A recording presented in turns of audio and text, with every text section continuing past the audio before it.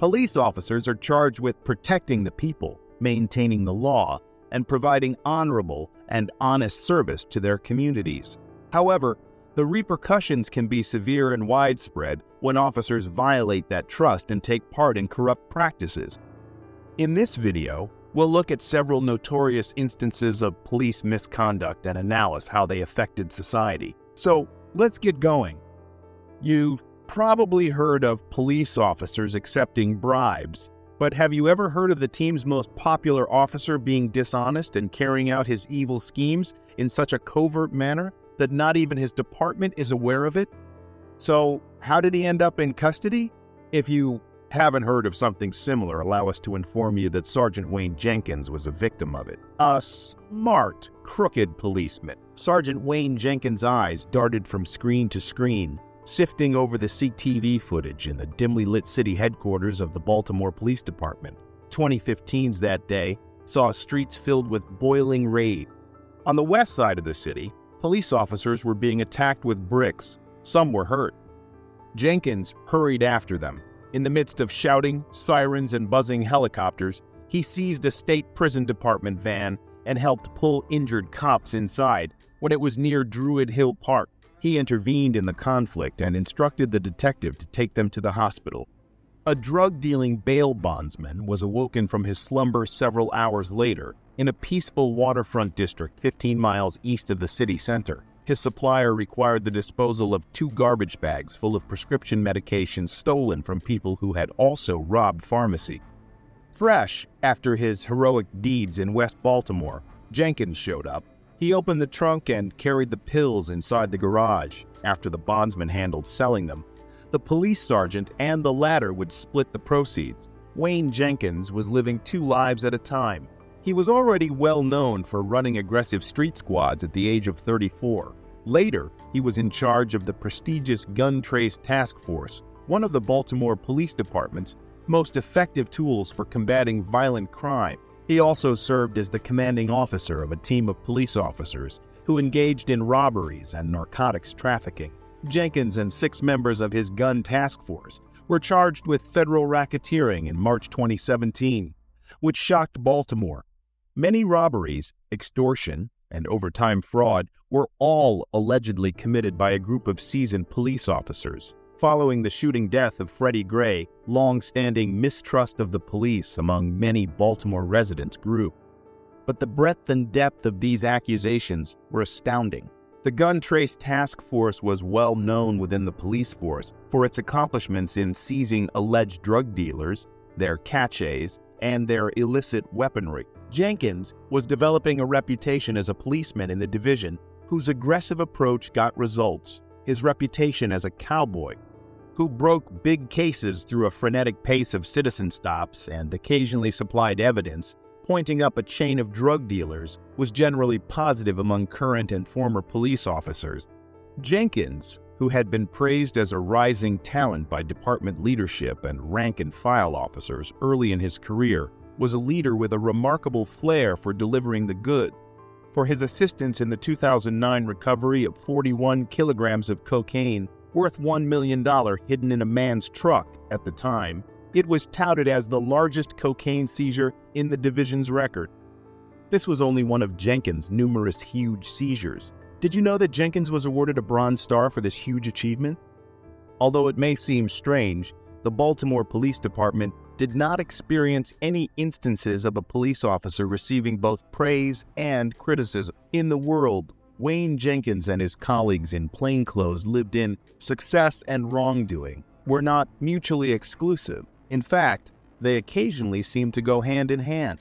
A year-long investigation by the Baltimore Sun turned up warning signs that Wayne Jenkins wasn't a reliable policeman. His supervisors and others either failed to see the warning indications or choose to ignore them.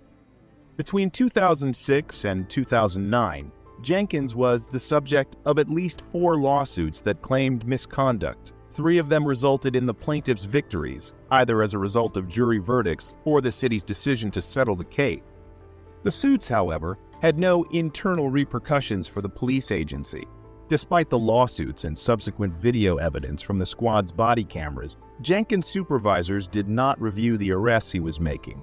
His legal defenses regularly failed in court, despite the fact that he was removing criminal suspects off the streets. 2014 saw the delivery of a surveillance video to the state's attorney's office in Baltimore's Police Integrity Division that seemed to show Jenkins perhaps putting drugs in a suspect's car. Authorities investigated the matter and even presented evidence to a grand jury, but finally determined that there wasn't enough proof to warrant an indictment. The same video reportedly led to a rare police department disciplinary probe against Jenkins, who was accused of misbehavior internally in 2015. This information comes from a copy of the case file that the Sun reviewed. The investigators proposed Jenkins be demoted and placed on paid leave, according to the department's then Internal Affairs Chief, Daryl DeSouza, who was the deputy commissioner at the time, allegedly intervened to halt the penalty. DeSouza denies remembering the encounter, despite having later served as a commissioner and currently being in jail on federal tax charges, before being named in 2016 to lead the Gun Trace Task Force, one of the most recognized plainclothes teams in the police. These allegations of misconduct were made while Jenkins was serving in a number of plainclothes units, a long time before he was appointed. It is hardly surprising that Jenkins' greatest crimes, drug trafficking and robberies, were able to flourish in Baltimore's tolerant plainclothes culture, even if they seem to have been kept secret. These devices regularly operated unattended. They were free to hold and release suspects, as well as develop informants. They sometimes discreetly stepped over the line from aggressive policing to violating civil rights. When Jenkins first started stealing is unknown. In 2011, his first theft was reported. By the time his criminal career had completely taken off, it had already involved high-profile robberies and break-ins, and he was making over $170,000 per year, in part due to overtime fraud.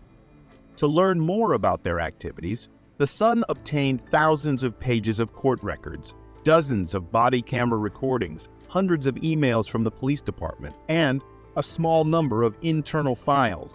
A reporter also viewed court case recordings pertaining to the arrests of the cops. Over 50 people were questioned, including victims, prosecutors, defense attorneys, and current and former police officers.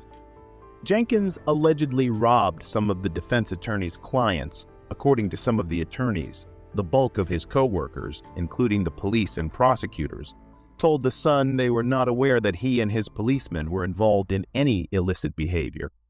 A drug associate alleged that Jenkins had been gathering narcotics off the street and profiting from their illicit sale for years before he was finally found guilty following an FBI investigation. Prior to joining the Gun Trace Task Force in 2016, some of his colleagues have also acknowledged stealing after an FBI investigation into the unit revealed the crimes committed by the GATF, Jenkins, and a number of other team members were taken into custody by federal agents. In June 2018, Jenkins was sentenced to 25 years in federal prison after entering a guilty plea to charges of racketeering, robbery, and record-keeping fraud. Corrupt police officers damage the reputation of their fellow officers who obey the law and honorably and devotedly serve their communities. They damage the reputation of the entire police force and make it harder for honorable officers to carry out their duties efficiently. The integrity of the judiciary and law enforcement is threatened by corruption, an immoral and unlawful practice. In addition to breaking the law, corrupt police officers damage the public's faith by taking bribes, covering up crimes, or employing excessive force. Furthermore, dishonest police officers can cause harm to innocent people by infringing on their civil rights, making false arrests, and acting abusively. This can result in erroneous convictions, the demise of the rule of law, and a loss of confidence on the part of the general people in the competence of the legal system to uphold their rights and interests. Public safety is compromised, and the rule of law is weakened by corrupt police officers. They undermine public trust in the police and foster an atmosphere of impunity where criminals feel free to act without consequence because they know that some police officers can be purchased or intimidated. What conclusions have you drawn from Jenkins' tale? Do you have any additional examples of dishonest police officers who were punished? If so, please tell us in the comments section. What's going on, guys? Poor guy. Not much. Nice one. What's up? How you doing, officer? Is this your car? Well, it's a rent right now. My car's been shot. The Des Moines Police Department is currently embroiled in a legal issue after it was sued for the sum of $75,000. During the arrest of the plaintiff, it is alleged that the agency caused both physical and emotional harm to the plaintiff. Breaking on. Put it in drive and I. Okay. Yeah, officer.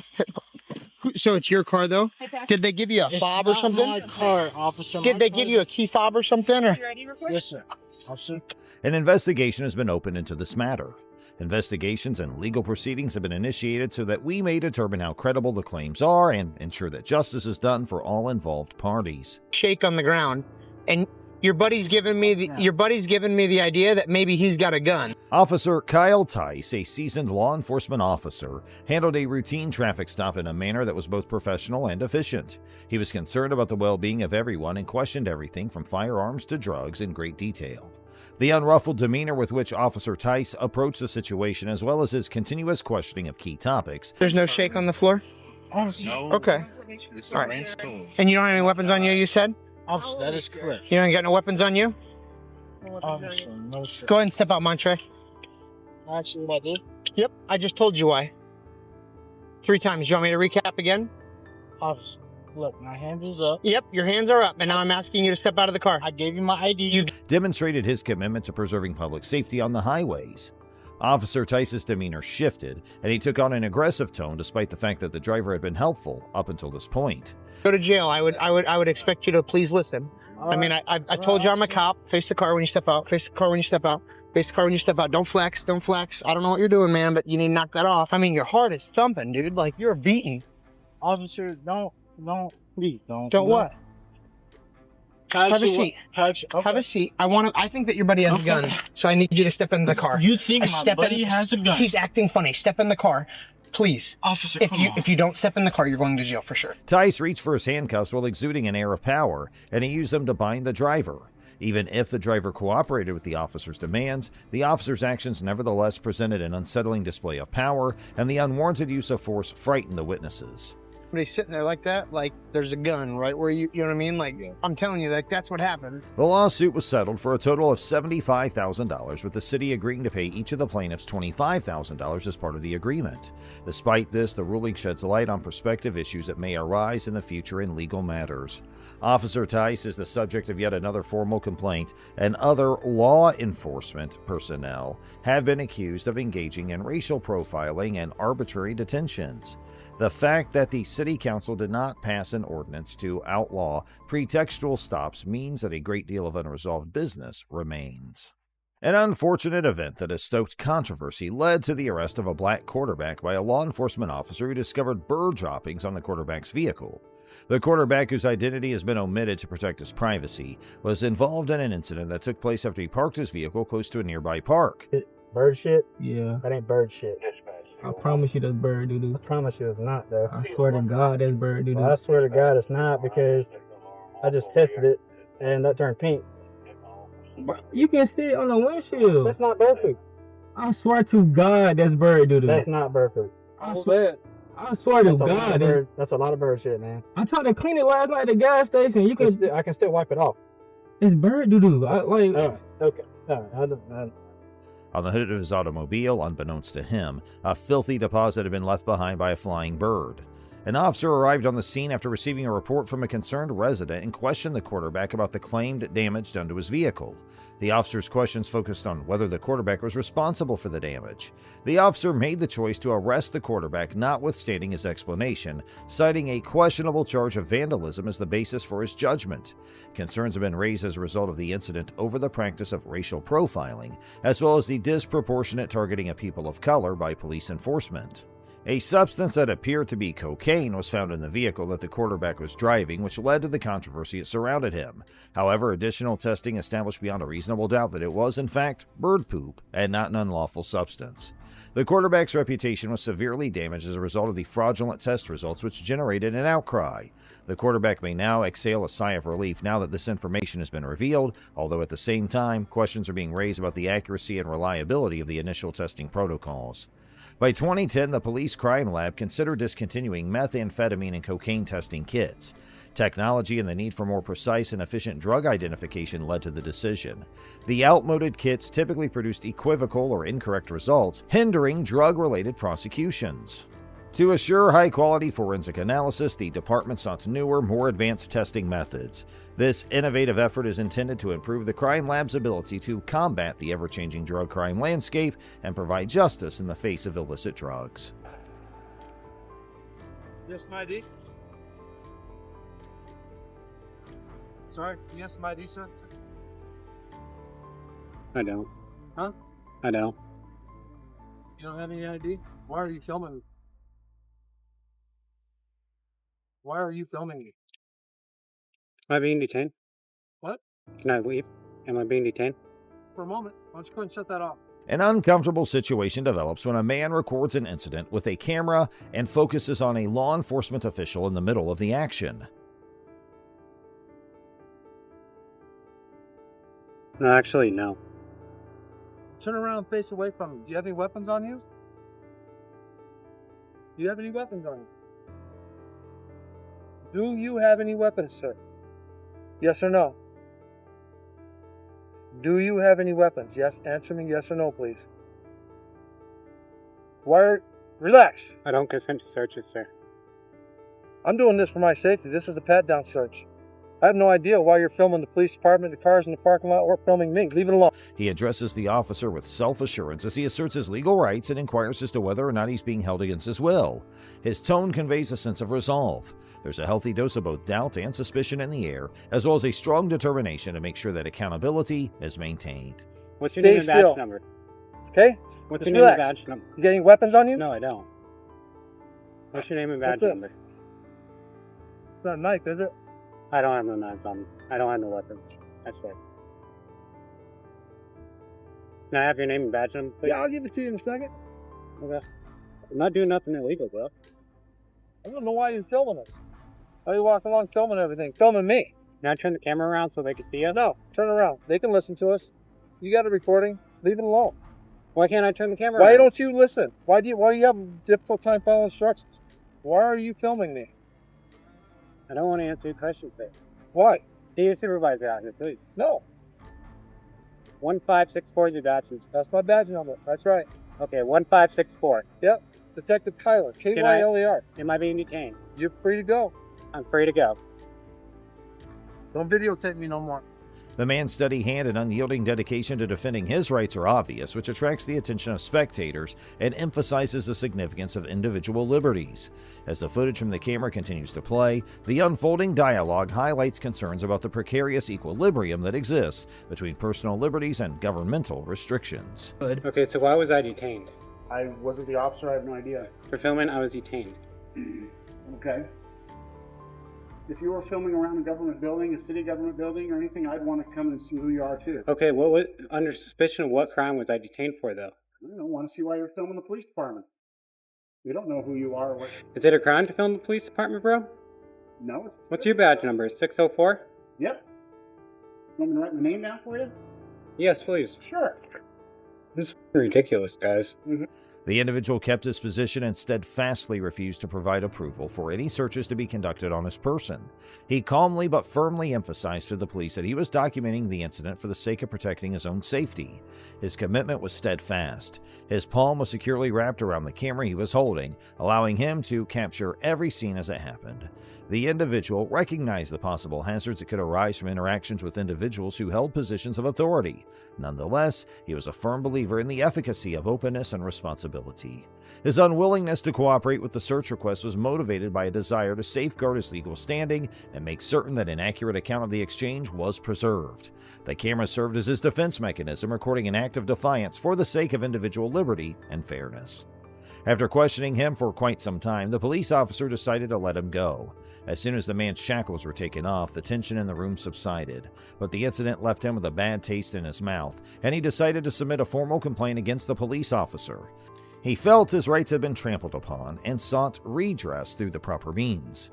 The incident was brought to light and the officer's actions were reevaluated as a result of the complaint, which prompted an internal investigation.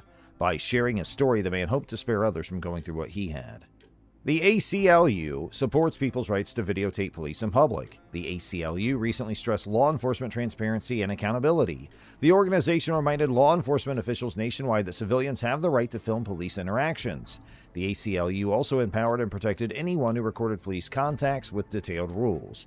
The ACLU promotes recording to improve police public relations.